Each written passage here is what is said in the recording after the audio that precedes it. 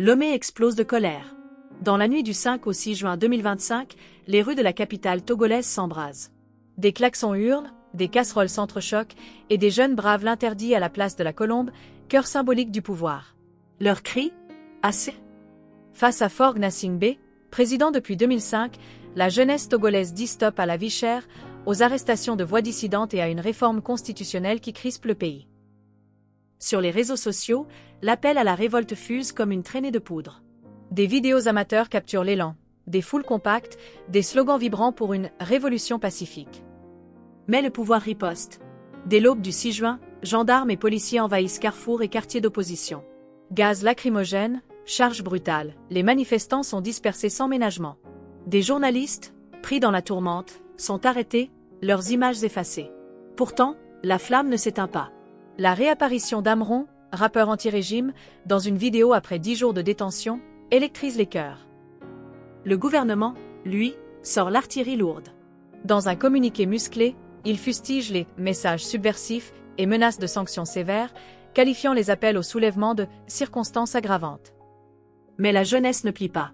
À Lomé et ailleurs, l'idée d'une désobéissance civile pacifique gagne du terrain. Les Togolais, portés par un vent de liberté, rêvent d'un avenir où leur voix compte. Cette révolte, c'est plus qu'une manif. C'est un cri pour la justice, un défi au statu quo, un pari sur demain. Lomé, sous tension, est à un tournant. La suite, elle s'écrit dans les rues et sur les écrans. Libérez! Libérez! Au second jour de la marche à Lomé, les leaders de l'opposition décident de ne plus quitter la rue. Ils estiment avoir attendu pendant longtemps, pour ne pas dire trop longtemps, la perche à Faure Gnassingbé pour pouvoir opérer la réforme. Confiant de la mobilisation, l'opposition réclame le départ de Faure Gnassingbé du pouvoir. Nous restons ici jusqu'à ce qu'on accède à notre demande, que la Constitution de 92 revienne à sa place, que le président tire toutes les conséquences et qu'il annonce qu'il arrête son mandat et que nous organisions une transition. C'est aux alentours de 14 h que le cortège des manifestants a posé ses valises au carrefour commercial d'Ekon, l'un des plus importants de Lomé. Depuis le carrefour d'Ekon jusqu'au rond-point de la Colombe de la Paix, distant de près de 2 km, les manifestants disent avoir élu domicile. Certains veulent même marcher sur la présidence. Aujourd'hui encore, nous sommes là depuis 8 h du matin jusqu'à alors. Maintenant, on est tout près de franchir le barrage des gendarmes. On attend nos militants, nos dirigeants. Ils vont nous dire, sinon nous on est prêts pour foncer. Nous, on va aller à la présidence. On veut demander au fort de quitter aujourd'hui. Aujourd'hui, il a quitté. Nous, parce qu'on a demandé depuis la réforme, il n'a pas fait. Mais actuellement, là où on est, depuis hier, on est ici. Actuellement, nous, on ne veut plus la réforme, on veut qu'il quitte. Si Faure sait qu'il aime vraiment le pays, le Togo, il n'a qu'à quitter le pouvoir. Il n'a qu'à chercher, on n'a qu'à chercher notre président. On nous amène la constitution de 92 et le vote de la diaspora. Et quand on va nous amener ça, on va réorganiser les élections. Quand on va réorganiser les élections, celui qui va prendre le pouvoir, il va changer le pays pour nous. C'est ce que nous voulons. Ce jeudi matin, le représentant spécial du secrétaire général des Nations Unies pour l'Afrique de l'Ouest et du Centre, le docteur Mohamed Ibn Chambas, a rencontré les leaders. Ces derniers disent lui avoir transmis un message pour Faure Gnassingbé. Sa visite tombe à pic. Qu'il aille dire au chef de l'État le message que nous avons reçu des populations togolaises, qui est que le chef de l'État doit partir. Et on lui dit qu'il a nous transmettre et qu'on souhaite qu'il prenne rendez-vous pour une délégation de l'opposition qui délivre au chef de l'État ce message. Dans la foulée, le président de l'Assemblée nationale a convoqué les députés à une session extraordinaire le 12 septembre prochain. Tout porte à croire que cette session sera consacrée au projet de loi portant modification de la Constitution adopté le mardi 5 septembre dernier en Conseil des ministres. Kailoson, Lomé, VOA Afrique.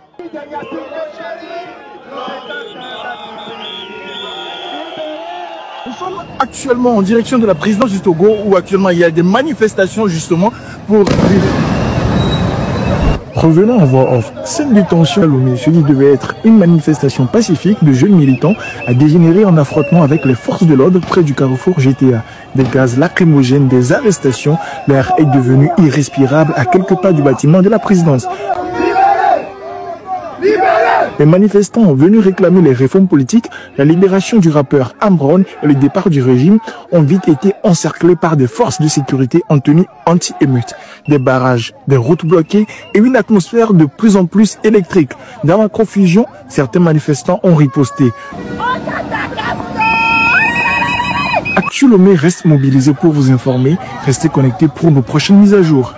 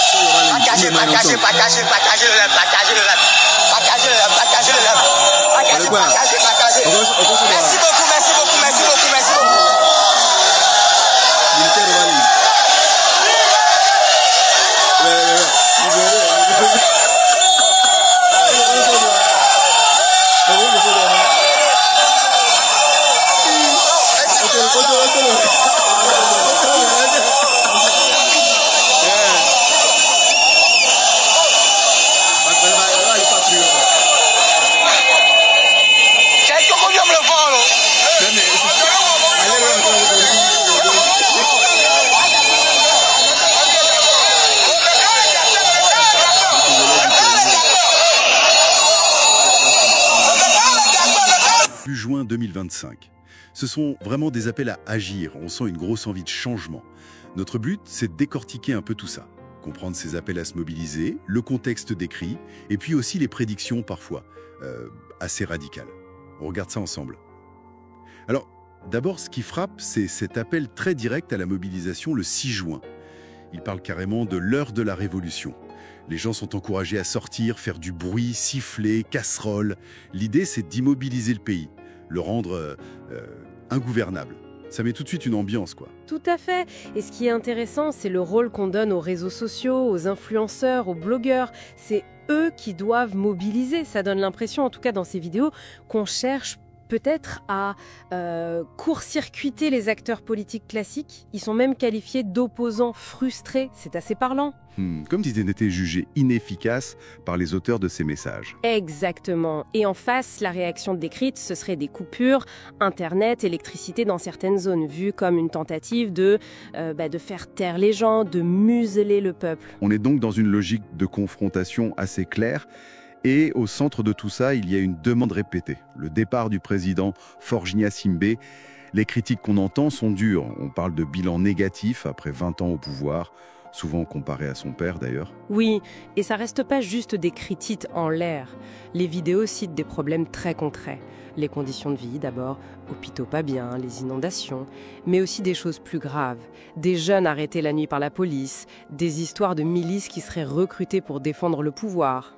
Ah oui, quand même. La situation des prisonniers politiques aussi. Et puis le cas d'un opposant, un certain Amewan, qui aurait été brisé. C'est très précis, mais ce qui est notable, c'est que malgré toute cette colère décrite, les messages insistent sur une volonté de changement, sans violence. C'est un paradoxe intéressant. Et pour motiver les gens, j'imagine, certaines vidéos vont même jusqu'à dire que le président aurait fui. Hier, il n'est pas dormi au Togo, il est parti à Ouagadougou, on le décrit comme affaibli et ayant peur. Oui, on cite même des communiqués des ambassades américaines et françaises comme preuve de cette soi-disant faiblesse du pouvoir. Bon, que ce soit vrai ou pas, cette rumeur de fuite, ça a une fonction claire dans le discours, démoraliser l'autre camp et surtout galvaniser les manifestants, montrer que le pouvoir est fébrile, qu'il pourrait céder à la pression populaire. C'est une technique assez classique en fait dans ces moments-là. Et la tension monte encore. Certaines vidéos font des prédictions. L'une annonce carrément le départ du président avant fin 2025. Elle évoque une fuite, peut-être un jugement à la CPI, la Cour pénale internationale, mais le plus inquiétant, c'est cet avertissement. La terre togolaise réclamera du sang. Oula, oui, là on change de registre. Ça devient presque prophétique. On parle de combat spirituel, Dieu est avec vous, de révélation. Il y a un appel à être fort mentalement ayez le mental parce que la lutte s'annonce longue, difficile. On promet la victoire, mais avec un coût potentiellement élevé.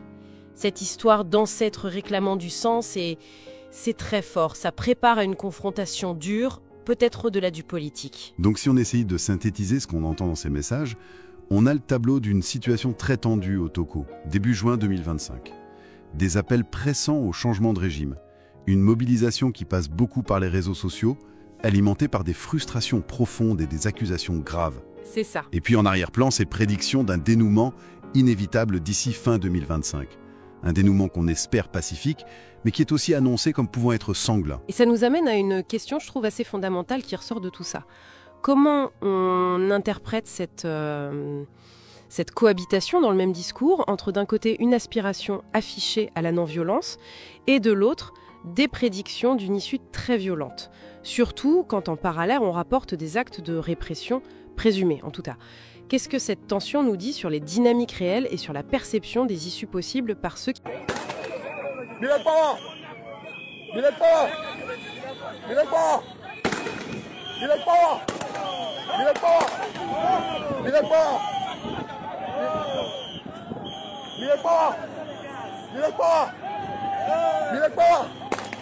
est pas